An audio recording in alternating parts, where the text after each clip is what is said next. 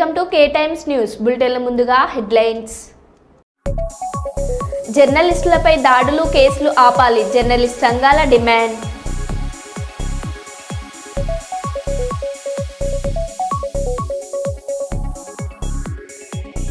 Helmet ధరించడంపై అవగాహన rally నిర్వహించిన జిల్లా SP Shri G Bindumadhav IPS.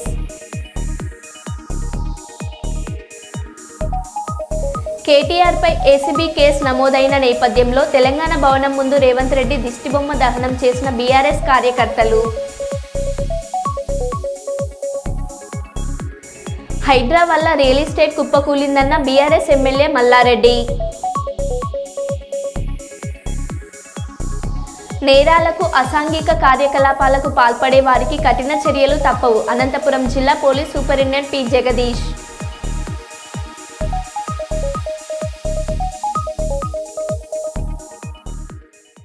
ఇక వివరాల్లోకి వెళ్తే, ఆంధ్రప్రదేశ్ గ్రామీణ వికాస్ బ్యాంక్ జనవరి 1 నుంచి తెలంగాణ గ్రామీణ వికాస్ బ్యాంకుగా మారబోతుందని బ్యాంక్ అధికారులు తెలిపారు. ఈ సందర్భంగా హన్మకొండలోని బ్యాంక్ ప్రధాన కార్యాలయంలో ఏర్పాటు చేసిన మీడియా సమావేశంలో మాట్లాడారు. బ్యాంకు పేరులో మార్పు కారణంగా బ్యాంకులో ఏదైనా సమస్య ఉంటే వినియోగదారులు ఎవరూ ఆందోళన చెందాల్సిన అవసరం లేదని సూచించారు. ప్రభుత్వ వన్ స్టేట్ వన్ ఆర్ఆర్పి లక్ష్యంలో భాగంగా భారత ప్రభుత్వ ఆర్థిక సేవల విభాగం ఉత్తర్వు ద్వారా 2025 జనవరి 1 నుంచి ఆంధ్రప్రదేశ్ గ్రామీణ వికాస్ బ్యాంక్ తెలంగాణ గ్రామీణ బ్యాంకులో విలీనం చేస్తున్నట్లు ఉత్తర్వులు జారీ చేయడం జరిగిందని, ఆంధ్రప్రదేశ్ గ్రామీణ వికాస్ బ్యాంకుకు సంబంధించిన 493 శాఖలు తెలంగాణ గ్రామీణ బ్యాంక్ విలీనం కానున్నాయి. 493 బ్రాంచులు తెలంగాణలో ఉన్నాయో వీటినన్నిటినీ తెలంగాణ గ్రామీణ బ్యాంక్, ఆల్రెడీ తెలంగాణలో 2 గ్రామీణ బ్యాంకులు ఉన్నాయి, ఆంధ్రప్రదేశ్ గ్రామీణ వికాస్ బ్యాంకు, తెలంగాణ గ్రామీణ బ్యాంక్. సో ఆంధ్రప్రదేశ్ గ్రామీణ వికాస్ బ్యాంకుకు సంబంధించినటువంటి 493 బ్రాంచుల్ని 1 జనవరి 2025 నుంచి తెలంగాణ గ్రామీణ బ్యాంకులో విలీనం చేయడం జరుగుతుంది. తర్వాత మిగతా 278 బ్రాంచెస్తో ఆంధ్రాలో అయితే ఏవైతే ఉన్నాయో ఈ ఆంధ్రప్రదేశ్ గ్రామీణ వికాస్ బ్యాంకు అక్కడ ఆంధ్రప్రదేశ్లో కంటిన్యూ చేయడం జరుగుతుంది. సో ఈ 13 నవంబర్న డిఎఫ్ఎస్ వాళ్ళు మనకు ఇచ్చిన నోటిఫికేషన్ ప్రకారం 1 జనవరి 2025 నుంచి బైఫర్గేషన్ అవుతుంది. అంటే ఆంధ్రప్రదేశ్ గ్రామీణ వికాస్ బ్యాంకుకు సంబంధించిన తెలంగాణ శాఖలన్నీ తెలంగాణ గ్రామీణ బ్యాంకులో తెలంగాణ గ్రామీణ బ్యాంకు శాఖల్లాగా 1 జనవరి 2025 నుంచి మార్చడం జరుగుతుంది, విలీనం కావడం జరుగుతుంది. ఈ ప్రాసెస్లో అంటే బైఫర్గేషన్ స్మూత్గా జరగాలనే ఉద్దేశంతో యాక్చువల్గా ఒక హై లెవెల్ కమిటీ ఏర్పాటు చేయడం జరిగింది. స్టేట్ బ్యాంక్ ఆఫ్ ఇండియా నుంచి, నబార్డ్ నుంచి, తర్వాత స్టేట్ గవర్నమెంట్ నుంచి, తర్వాత 2 గ్రామీణ బ్యాంకులు తెలంగాణ గ్రామీణ బ్యాంకు, ఆంధ్రప్రదేశ్ గ్రామీణ వికాస్ బ్యాంకులు సభ్యులతో high level empowered committee form చేయడం జరిగింది. Good morning chairman sir and good morning my dear విలేకరులు. ఈ కార్యక్రమం దేని గురించి అంతా మేము అందరినీ పిలవడం కాదు.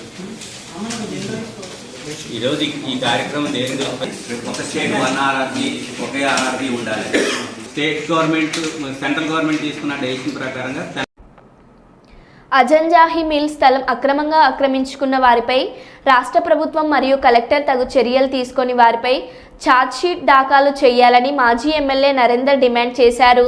ఈ సందర్భంగా నరేందర్ మాట్లాడుతూ, కార్మిక భవనంపై మాజీ ఎమ్మెల్సీ కొండ మురళి మాట్లాడిన మాటలలో స్పష్టత లేదని మండిపడ్డారు. కార్మికుల స్థలంలో ఎలాంటి అక్రమ నిర్మాణాలు చేపట్టాలని చూసినా ఊరుకునే ప్రసక్తే లేదన్నారు. వర్ణం షాపింగ్ మాల్ ఎందుకు కూల్చారు, మళ్ళీ బేరం కుదిరింది అని ఇబ్బంది పెడతలేరా, మరీ కార్మిక భవన్లో కొబ్బరికాయ కొట్టారు, బేరం కుదరలేదా, లేదా ప్రతిపక్షాలు ప్రజల నుండి వ్యతిరేకత ఉందని పక్కకు పెడుతున్నారా, అజంజాహి మిల్ స్థలంలో కార్మికులు ఎలాంటి చిన్న మోసం జరిగినా ఊరుకునే ప్రసక్తే లేదు. బీఆర్ఎస్ పార్టీ పక్షాన కోట్లాడడానికి మేము సిద్ధంగా ఉన్నామని అన్నారు. 100% కార్మికుల యొక్క స్థలము ఆజంజాయి మిల్లు స్థలం సుప్రీంకోర్టులో గెలిస్తే చిక్కుడు ప్రభాకర్ వాళ్ళ అడ్వకేటు కార్మిక నాయకులందరినీ కూర్చోబెట్టి వాళ్ళదొక 5 మెన్ కమిటీ ఉంటే ప్రభుత్వం తరఫున ప్రతినిధిగా నేను మాట్లాడి వాళ్లకు కుడా ప్లాట్లు ఇచ్చి ఇక్కడ కూడా ప్రభుత్వ కార్యాలయాన్ని ఏర్పాటు చేసి ఈ ప్రాంత ప్రజల కోసం కలెక్టర్ ఆఫీస్ తీసుకొచ్చినటువంటి చరిత్ర బీఆర్ఎస్ పార్టీది. ఈరోజు కూడా ఆజంజాయి మిల్లు కార్మికుల కోసమే నువ్వు సగం ఫంక్షన్లు ఇస్తా అని నీ జోలికి వెళ్ళిస్తాని మాకేం అవసరం లేదు, మీ దాన ధర్మాలు అవసరం లేదు. గతంలో మీరు ఇక్కడ 5 ఏళ్ళు చేసిళ్ళు, మీరు చేసిన దానాలు తెలుసు, ధర్మాలు తెలుసు, చాలా కూడా తెలుసు. కాబట్టి అది కార్మికుల స్థలము, ఖచ్చితంగా ప్రభుత్వము దాని మీద సరైన నిర్ణయం తీసుకొని కార్మిక భవనం కట్టాలన్నది మా ప్రత్యేక డిమాండ్. మాది ఈరోజు ఎవరైతే పూజల ఊసని చేసిల్లో చాలా అమాయకులు వారు, ఏం తెలియదు పాపం. ఏలు పెడితే గొరకొరు, ఎన్న పెడితే చీకరు, గంత అమాయకులు వాళ్ళు పాపం. ఓసీటీకి ఉన్న కార్మికుల భవనం యొక్క స్థలము వివాదాస్పదంగా ఉండి పోయిన ఎన్నికల ముందు మీరే ఛాతి గుద్దుకొని మాట్లాడిన వాళ్ళు, నిందలు వేసే ప్రయత్నం చేసిన వాళ్ళు, ఎవరైతే కార్మికులకు ద్రోహం చేయాలని ప్రయత్నం చేసిండో ఆ వ్యక్తితో స్వయంగా పోయి ఈరోజు మాకు తెలియదని చెప్పి 2 రోజుల బట్టి ఏం డ్రామా నడుపుతాలో మాకు తెలియదా? మాకు తెలుసు ఖచ్చితంగా. కార్మికులు ఇళ్ళకి తిరిగి ఇవాళ పొద్దున వీళ్ళ తాబేదారులందరూ కూడా పోయి కార్మికులు ఎవరో రండి రండి రండి రండి రండి సార్ వస్తాడు, మాట్లాడాలి, మీరు ఉండాలి, చెయ్యాలని చెప్పి ఒక డ్రామా కంపెనీ నడిపి ఇవాళ చెప్పడంలో కూడా అస్పష్టత ఉంది.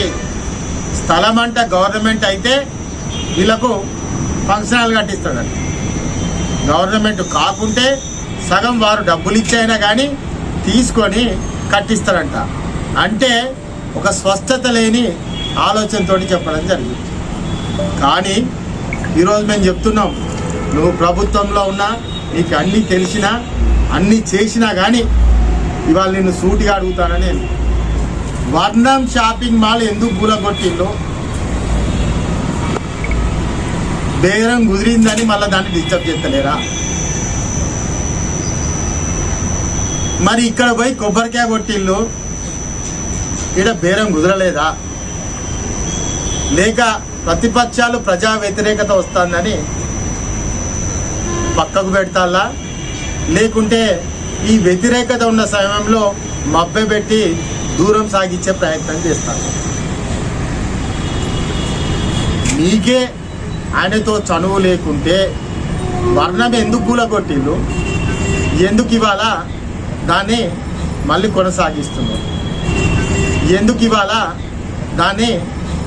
కొనసాగిస్తున్నారు? ఎవరికి తెలియదు? అది బేరం కుదిరింది కాబట్టి అది నడుస్తారు. నేను కోరేది ఏంటంటే భూ కబ్జాలకు ఎవరు పాల్పడతారు, కబ్జాలు ఎవరి నాయకత్వాన జరుగుతాడు, ప్రజలు నిలదీసే వరకు విడ్రా అవుతున్నారు. ఏం సంస్కృతిది? ప్రభుత్వం ఉందా లేదా? ముఖ్యమంత్రి దీన్ని పరిశీలిస్తలేదా? రెవెన్యూ మంత్రి పరిశీలిస్తలేదా? ఈ నియోజకవర్గంలో వాళ్ళే అన్ని చేస్తారు, వాళ్ళే సమాధానాలు చెప్తారు, వాళ్ళే మంది మీద నిందలేస్తా అంటారు. తెలంగాణ రాష్ట్ర వ్యాప్తంగా కొన్ని ఏళ్లుగా పనిచేస్తున్న కాంట్రాక్ట్ ఏఎన్ఎంలను ఎలాంటి రాత పరీక్షలు లేకుండా వారిని రెగ్యులర్ చేయాలని ఏఎన్ఎంలు వరంగల్లోని డిహెచ్ఎంఓ కార్యాలయం ముందు 48 గంటల నిరసన మొదలుపెట్టారు. నిరసన కార్యక్రమంలో భాగంగా కార్యాలయం ఎదుట వంట వార్పు కార్యక్రమం చేపట్టారు. ఈ కార్యక్రమంలో వైద్య ఆరోగ్య సంఘాల పోరాట కమిటీ నాయకులు జె సుధాకర్, శ్రీనివాస్, సుజాత, సరోజ, చంద్రకళ, ప్రభావతి, సాంబలక్ష్మి, మంజుల, పుష్పలత, విజయ, కవిత, భాగ్యలక్ష్మి తదితరులు పాల్గొన్నారు.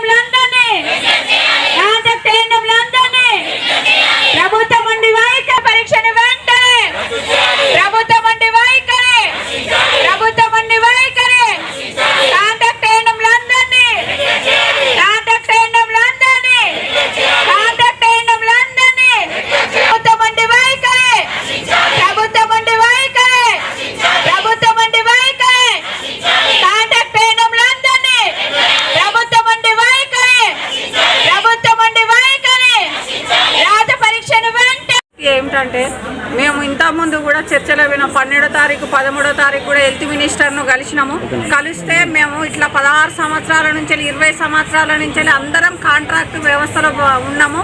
మరియు అన్ని సబ్ సెంటర్లలో కూడా రెగ్యులర్ ఏఎన్ఎంస్ 3-4 ఉంటే మేము కాంట్రాక్ట్ వాళ్ళం 15 మంది ఉన్నాం. ఒక్కొక్క పిఎస్సీలా ఇట్నే లెక్కేసుకుంటూ పోతే కాంట్రాక్ట్ వాళ్ళు ఎక్కువ ఉన్నారు, రెగ్యులర్ వాళ్ళు తక్కువ ఉన్నారు. పోస్టులు మొత్తం ఖాళీగా ఉన్నాయి. అవన్నీ ఫిలప్ చేయాలని మేము ఆరోగ్య శాఖ మంత్రిని అడిగినాము.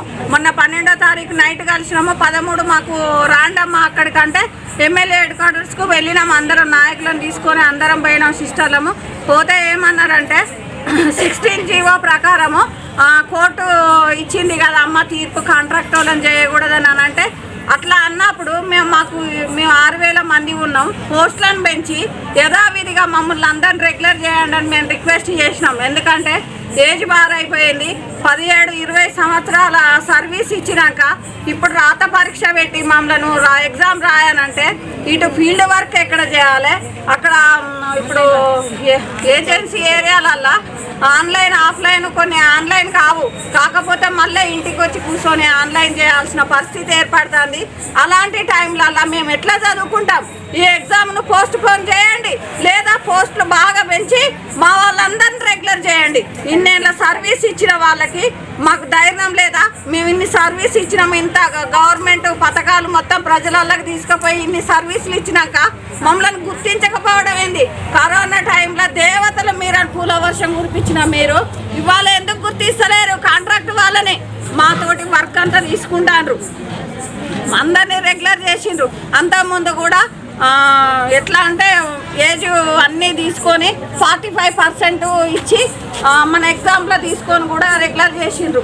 మరి అట్లాంటప్పుడు మమ్మల్ని ఎందుకు రెగ్యులర్ చేయరు? దేనికోసం చేయరు మీరు రెగ్యులర్? కోర్టు సుప్రీంకోర్టు అని మాట్లాడతారు. సుప్రీంకోర్టుతో చెప్పి మీరు ఇన్నేళ్ళు మాతో సర్వీస్ తీసుకున్నారా? మరి సుప్రీంకోర్టు కూడా చెప్పింది సమాన పనికి సమాన వేతనం అన్నది. మరి అది ఇచ్చిండ్రా మీరు? మాకు ఇయ్యలే.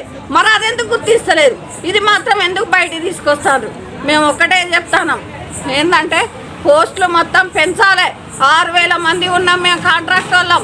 మమ్మల్ని విభజించి పాలించిండ్రు, మా శ్రమ దోపిడీ చేస్తాండ్రు. కాబట్టి అందరినీ యథావిధిగా రెగ్యులర్ చేయాలని కోరుకుంటాను ప్రభుత్వాన్ని. Thank you. నా పేరు జి సుజాత, వరంగల్ డిస్ట్రిక్ట్. ఆక్రమణకు గురైన అజంజాహి మిల్ కార్మిక భవన స్థలంపై మాజీ ఎమ్మెల్సీ కొండ మురళి కార్మికుల పక్షాన స్వచ్ఛందంగా మాట్లాడినందుకు కృతజ్ఞతలు తెలుపుకుంటున్నానని బీజేపీ నాయకులు ఎర్రబెల్లి ప్రదీప్రావు పేర్కొన్నారు. వివాదాస్పద అజంజాహి మిల్లు స్థలంపై ప్రదీప్రావు ఏర్పాటు చేసిన విలేకరుల సమావేశంలో మాజీ ఎమ్మెల్యే ఆరూరు రమేష్, మాజీ మేయర్ రాజేశ్వరరావు, వన్నాల వెంకటరమణ తదితరులు పాల్గొన్నారు. ఈ సందర్భంగా ప్రదీప్రావు మాట్లాడుతూ 70 సంవత్సరాల చరిత్ర గల ఆక్రమణకు గురైన అజంజాహి మిల్ కార్మిక భవన స్థలంలో నిర్మాణాలకు ప్రభుత్వ అధికారులు అనుమతులను ఎలా ఇచ్చారని, దీనికి సహకరించిన ప్రతి ఒక్కరిపై చర్యలు తీసుకోవాలని, ఆక్రమణకు గురైన స్థలంలో కార్మికుల భవనాన్ని పునర్నిర్మించడానికి 3-4 రోజుల్లో నిధులు కేటాయించాలని పేర్కొన్నారు.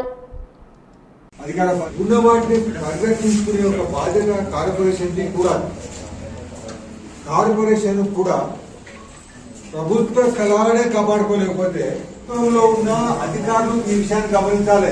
రేపు పొద్దున సస్పెండ్ అయినవారు మీరు సస్పెండ్ అవుతారు, మమ్మల్ని సస్పెండ్ చేయడానికైనా మురళి గారు తన తప్పును అర్థం చేసుకొని వాలంటరీగా వచ్చి ఇది మళ్ళా కార్మికులకు చెందే విధంగా చేస్తా అనుకుంటాను. అంత మాత్రాన్నే అయిపోతుంది. కానీ ఇమీడియట్లీ తన స్పందన మళ్ళీ ఎంబడే రేపే రాష్ట్ర ప్రభుత్వంలో మంత్రిగా ఉన్నది వాళ్ళతోని కార్మిక భవనానికి అదే ల్యాండ్లా పెట్టి శాంక్షన్ చేసి కొబ్బరికాయ కొడితే అప్పుడు పూర్తిగా మేము కూడా నమ్ముతామని తెలియజేస్తూ, ఎందుకంటే దాని మీద నాయకులంతా గోల్మాల్ చేసి ఒక కార్మికుల భవనం అనే సంగతి ఇక్కడ ప్రతి ఒక్క ప్లాన్లకు తెలుసు. అయినా దాని రిజిస్ట్రేషన్ జరగటం, కొటేషన్ జరగటం, దానికి పర్మిషన్ రావటం, ఇవన్నీ పెద్దల సహకారం లేకుండా కావు. వాటన్నిటినీ తొందరలో రేపే రద్దు చేసి, మీకు నిజంగా పశ్చాత్తాపం ఉంటే అవన్నీ రద్దు చేసి వాటిని కూడా వస్త్ర వ్యాపారంతో కూడా ఒక స్టేట్మెంట్ ఇప్పియండి. ఇప్పించి మీరు దాని కార్మిక భవనాలు, కార్మికుల ఎంజాయ్ మిల్లు పోయింది, మిల్లులో ఉన్న సభ్యుల సంఖ్య తగ్గుతాను అయినా అది కార్మికులు అందరికి ఎన్నో రూపకాయన కార్మికులు ఉన్నారు. ఆటో కార్మికులు ఉన్నారు, ఆ పక్కనే వేరే కార్మికులు ఉన్నారు. ఎంతో మంది కార్మికులకు ఉపయోగపడేటట్టుగా ఒక మంచి భవనాన్ని తీర్చిదిద్ది దాన్ని వరంగల్కు ఇప్పటికైనా మీరు న్యాయం చేయాలని మనస్ఫూర్తిగా మీ ద్వారా మేము కోరుకుంటున్నాం.